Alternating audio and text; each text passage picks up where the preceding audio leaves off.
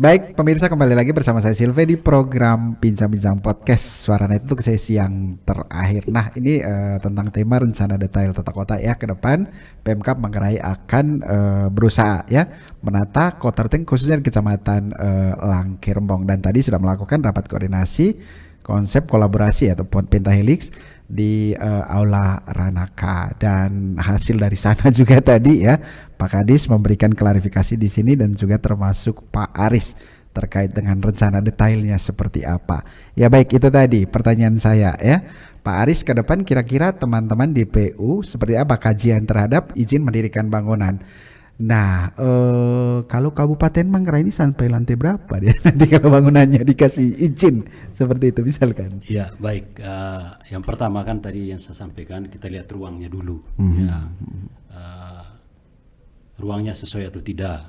Ya. Kemudian ketika izinnya berdampak kepada lingkungan, itu biasanya ada kajian lingkungan hidupnya ya, di bagian BLHD.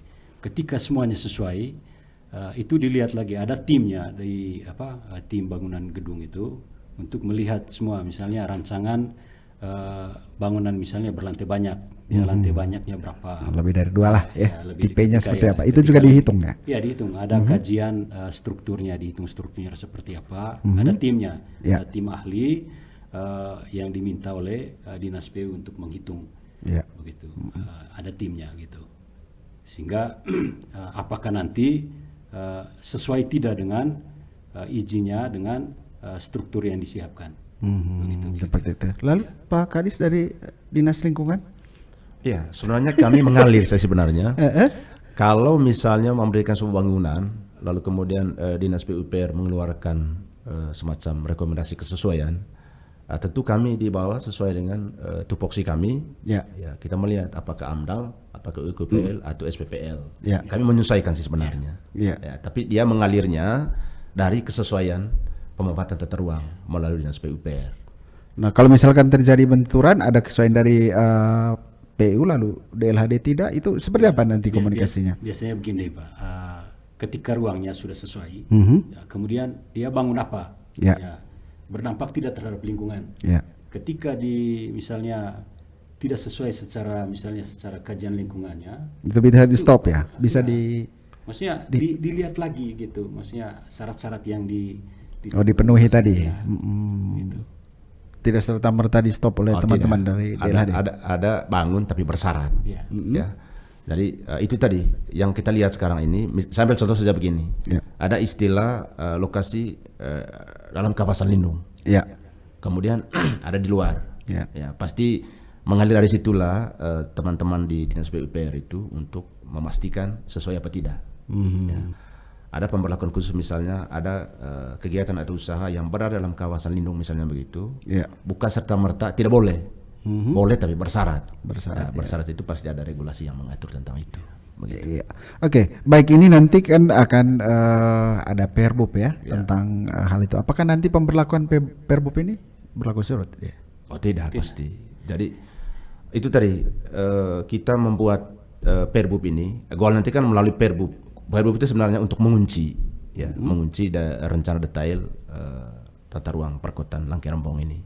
Dia tidak mungkin kembali ke belakang, tetapi poinnya adalah kita belajar dari soal-soal yang kemarin-kemarin, maka kita buat ini kajian lingkungan hidup strategis terkait dengan rencana detail tata ruang perkotaan Langkirembong. Anggap saja itu sehingga referensi, masalah yang kemarin-kemarin berharap untuk kedepannya jangan terulang lagi.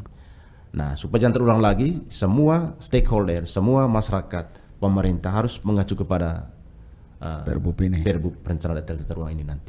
Begitu. Sehingga orang lalu tidak asal bangun. Nah, oleh karena itu poinnya juga memang sebenarnya di perencanaan. Saya ambil contoh saja, misalnya bangunan pemerintah punya. Jadi berharap bahwa semua pimpinan perangkat daerah pada saat mengusulkan anggaran membangun sebuah kantor misalnya, itu harus berkoordinasi, koordinasi lintas sektoral tentu sesuai dengan kepentingannya. Antara lain tadi misalnya koordinasi dengan Dinas PUPR kaitannya dengan Perda, RT RW dan seterusnya. Disesuaikan ya. Jadi seperti itu ya. Jadi soal Perbub. Nah, lalu dari teman-teman PU sendiri seperti apa? Kalau misalkan itu ya, kalau tadi Perbumnya kan tidak mungkin lagi ya ini melakukan evaluasinya seperti apa terkait dengan hal-hal yang terjadi sebelumnya. Dan kita tidak melihat ke belakang lagi. Ya, mungkin di KLS tahap 1 kemarin ada pertanyaan seperti itu ya, dari peserta ke narasumber, apakah ada pemutihan? Ya, tidak ada pemutihan. Oh, tidak ada Tidak ya. ada. Lalu yang ada apa? Merah ya. Bahwa ketika itu tidak sesuai, ya memang tidak sesuai. Begitu. Izinnya tidak keluar. Izinnya tidak keluar. Tidak keluar. Iya. Begitu. Berarti harus dievaluasi lagi. Kan Begini, mungkin bisa saya tambah sedikit ya. Terkait dengan pertanyaan bagaimana bangunan-bangunan yang notabene sudah menyalahi aturan, katakanlah begitu. Nah, kembali yang saya bilang tadi itu. Ini ke depan ini butuh political will pemerintah. Mau dibagaimanakan ini gedung bangunan yang sudah jadi tapi menyalahi aturan. Ya. Buat aturan terbaru lagi, misalnya berupa perda. Ya, berupa perda untuk memberikan sanksi kepada pemilik bangunan, pemilik rumah, pemilik toko. Nah, apa model regulasi itu ya tentu butuh waktu untuk berdiskusi. Ya, betul. Dari pemerintah, kemudian dari masyarakat melalui DPR, kan gitu kan, supaya ada efek jerah ke depannya. Ya, tapi poinnya adalah kita membuat macam rencana detail tata ruang ini untuk ke depannya jangan terulang lagi. Kira-kira itu. Ya. Nah, untuk rencana detail itu kira-kira konsep berapa persen untuk ruang terbuka hijaunya di Kabupaten Manggarai, khususnya di Langkirembong ini sudah ada master plan kah? tidak, kalau sesuai aturannya Pak, ruang terbuka hijaunya 20% dari 20% total luas itu yang disiapkan oleh pemerintah ya. Dari total luas secara keseluruhan, kemudian 10%-nya itu privat ya, yang disiapkan oleh masyarakat. Oh, bisa juga ya? Bisa juga disiapkan 10% seperti halaman rumah. Oh, halaman rumah itu yang privat ya, masuk kategori privat. Tapi yang wajib disiapkan oleh pemerintah daerah itu 20% dari total keseluruhan luas yang ditata gitu. Yang masuk dalam wilayah rencana detail tata kota. Nah, kalau misalkan tidak mencapai sampai 20% itu seperti apa ininya? Kebijakannya? Kalau kebijakannya tidak ada, tapi dari aturan yang ketika kita konsultasi ke Kementerian ATR, mereka mewajibkan ruangnya yang 20% itu mana ya, begitu. Ruang terbuka hijau yang disiapkan oleh pemerintah daerah, termasuk jalur hijau, hijau, kemudian jalur sepadan apa sungai, itu dihitung ya. Oh, dihitung. Nah, untuk kota Ruteng sendiri, Langkirembong sudah mencapai 20% dari hasil evaluasi teman-teman di PU dan juga Delhadi? Tidak, dari kajian hitungannya teman-teman kemarin, ketika misalnya dimasukkan dari tim ahli kemarin ya, ketika dimasukkan termasuk jalur hijaunya, kemudian garis sempadan sungainya atau jalur sempadan kali, bisa mencapai 20% itu, malah lebih. Oh, malah lebih ya, berarti sampai sekarang. Dari kajian sementara ya. Sementara dibuat, karena nanti setelah KLS ini kita lihat lagi, karena ini sudah RDTR ini prosesnya kan sudah berapa tahun, 2020 ya? Ya 2000 rencananya ya, sudah ya, 2020 ya, 2020 atau 2021 sebelum saya ke sana gitu ya, sebelum di Dinas PU. Sehingga dilihat lagi apakah ada perubahan setelah mau ditetapkan gitu. Ditetapkan. Ya. Volumenya ya. Volumenya ya. Oke. Nah, preventifnya untuk 20% ini kan dianggap lebih ya, ada lebih 20% lebih, dan preventifnya yang dilakukan oleh teman-teman PU dan juga nanti dari DLH untuk mencapai itu, misalkan diketok ya sekian persen, apa yang mau dilakukan ke depan? Iya. Kembali ke awal tadi saya bilang, kalau lahan, tanah misalnya begitu, itu jelas kepemilikannya kan kembali ke warga masing-masing. Tapi pemanfaatannya itu diatur oleh negara. Misalnya begini, saya bangun rumah, ya, menjadi kewajiban perintah undang-undang harus ada ruang terbuka hijaunya. Jadi misalnya luas tanah itu 50 meter, jangan pakai dibangun untuk gedung semua, harus tersisa untuk membangun ruang terbuka hijaunya, misalnya di halamannya. Ya. Itu peran pemerintah. Lagi-lagi pada saat dia mau bangun harus ada koordinasi situ. Nah, ini bangunannya sampai di sini, kemudian ininya untuk ruang terbuka hijau. Itu wajib perintah undang-undang. Berarti tidak mesti harus ruang publik ya, pemerintah punya, tapi juga disiapkan secara privat ya. Tadi kan diumum dengan privat. Privat ya. Tapi di privatnya ini yang cukup susah 10%. Yang 10% itu tadi privat itu disiapkan oleh masyarakat. Masyarakat. Tapi pemerintah wajib. 20 wajib. Berarti dia 20%. 30 ya, bisa 30%. Nah, terkait dengan IMB ini kembali lagi ke belakang kita. Nah, sulitkah mengurus IMB atau mungkin teman-teman di PU tidak maksimal untuk memberikan ini sehingga banyak bangunan yang ya dengar-dengarnya juga ada gedung-gedung yang memang sampai dengan hari ini tidak memiliki IMB. Sebenarnya tidak sulit ya. Selama ini kan tergantung orang itu mau mengurus izinnya atau tidak. Seperti yang Pak Kadis bilang tadi, apakah ada misalnya dari dinas yang memperingatkan ya. Kita upayakan itu ya, dan sudah dilakukan. Hanya dari masyarakat sendiri begitu. Ada tidak inisiatif untuk bahwa saya ini harus mengurus izin. Ya, prinsipnya pemerintah menunggu ya, apakah sadar atau tidak? Ya repot juga.